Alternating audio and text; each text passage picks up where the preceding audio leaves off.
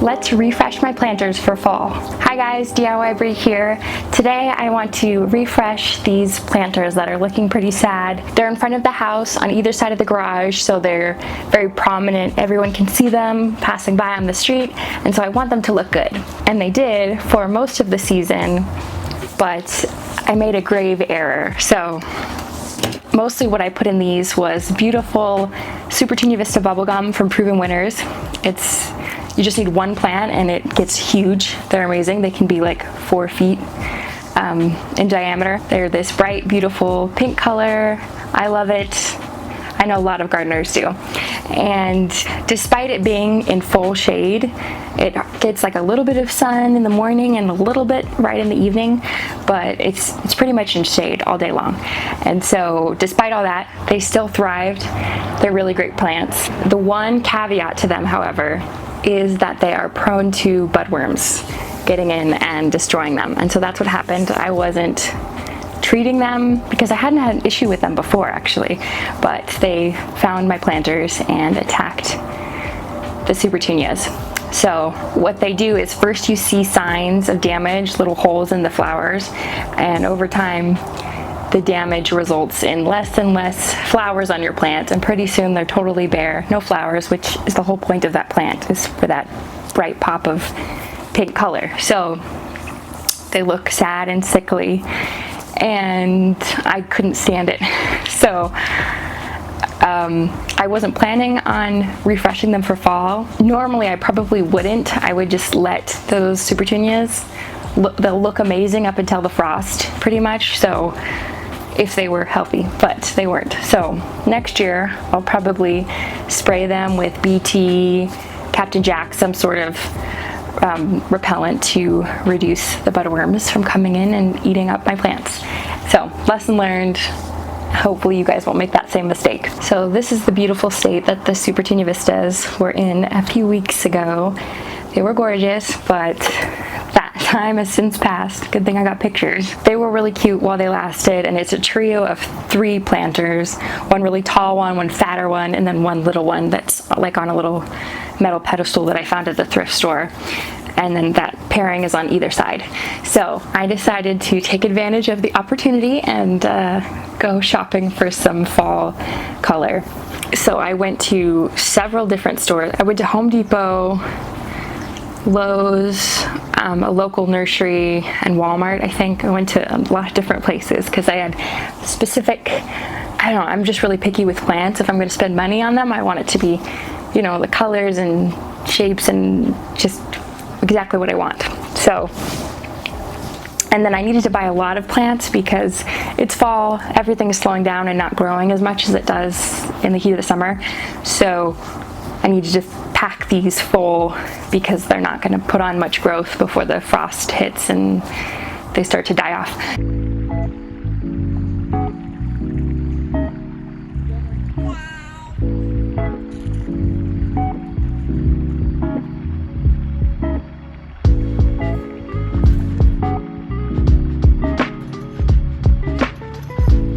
So I got some violas, some pansies, some mums, mostly in this vibrant yellow color, which I think is really fun and happy, and then this burnt orange color. And one of the violas I got is this frizzle orange, I think it's called, and it's got this like ruffly petal to it, and it's really cute and dainty. And then the one pansy that I got is that big kind of periwinkle blue, which I thought was really cute. It contrasts well with all those warm colors, so I like that pop. And then I think there's some white in there as well to also kind of contrast and pop. And that works well too in the shade because it's in a shaded area. Those bright colors really stand out, and you can see the definition of all the different plants together.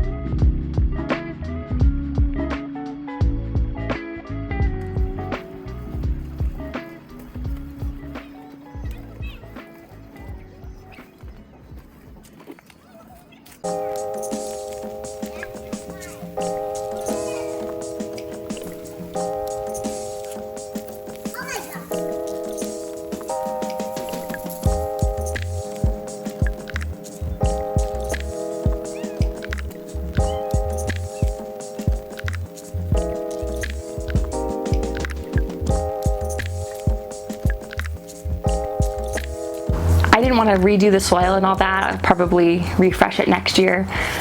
So I pretty much just pulled out those plants that were sickly and needed to go and put a little fertilizer to refresh the existing soil, and then just kind of popped in the plants. I really focused on that tall vertical planter, that gray one, and really made that be the showpiece with all of the contrasting colors, the blue, the orange, yellow, and white. And then the shorter black one, I just added 1 or 2 plants in there to kind of bulk up what was there. And then I think I found those big yellow mums on sale at Walmart for like $6 or something. So I grabbed those and just made a divot in the soil of the existing pot and just kind of popped the plastic container right in. That's worked well. It kind of helps maintain the moisture, having that soil surrounding it. One great thing about them is because it's fall for one, and they're in shade. They are not super thirsty, needy plants. So they hold the water well, so I don't have to water very often. They're not taking a lot of time on my part to keep them pretty.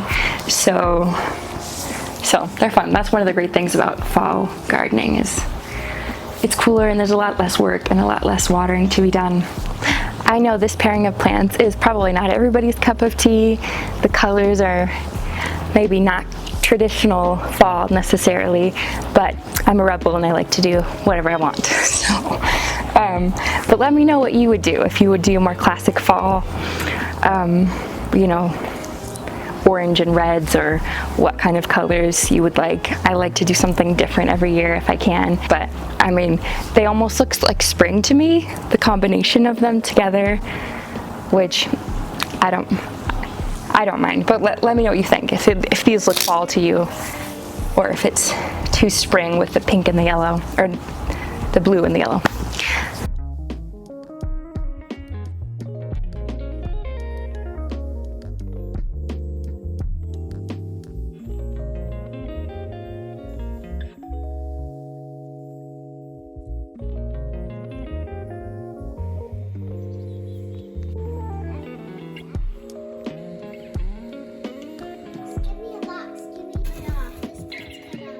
So I'm pushing the mulch out of the way and then kind of laying out the formation and where I want them. I'm doing them in clumps, so I'm putting them kind of close together, but separating them out into different clumps. One over there, and then doing a clump here, and I might want to do one over there. We'll see how many bulbs I have left over. And these are the bulbs I'm planting from Wicked Tulips.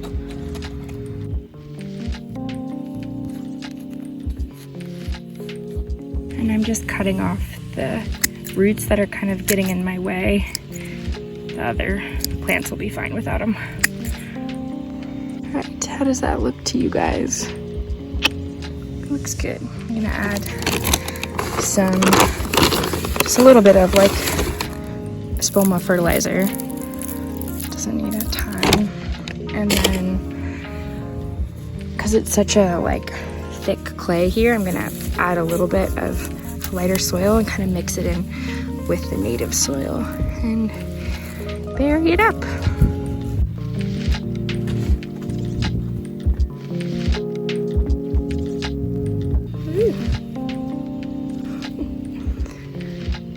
Running into lots of worms, which is a good sign that the soil is healthy.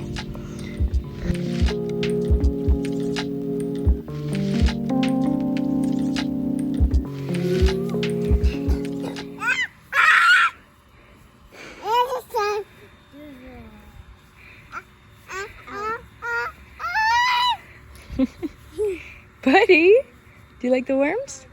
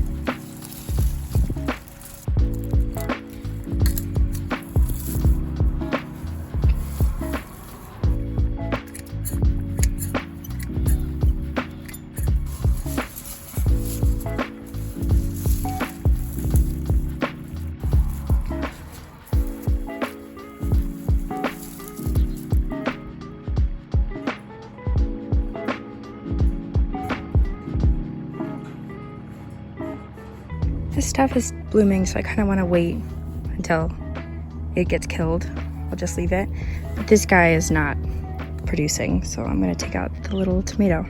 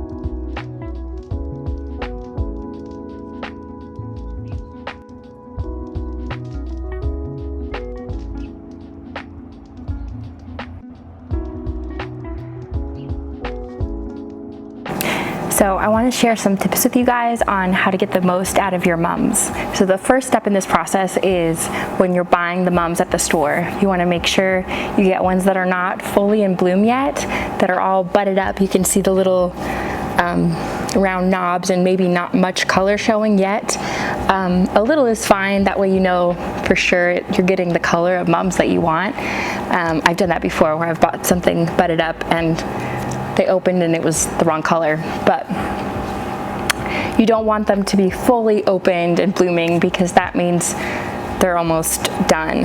At least half of the plant is not opening up and blooming, so it's in the early stages, so you'll get much longer bloom time.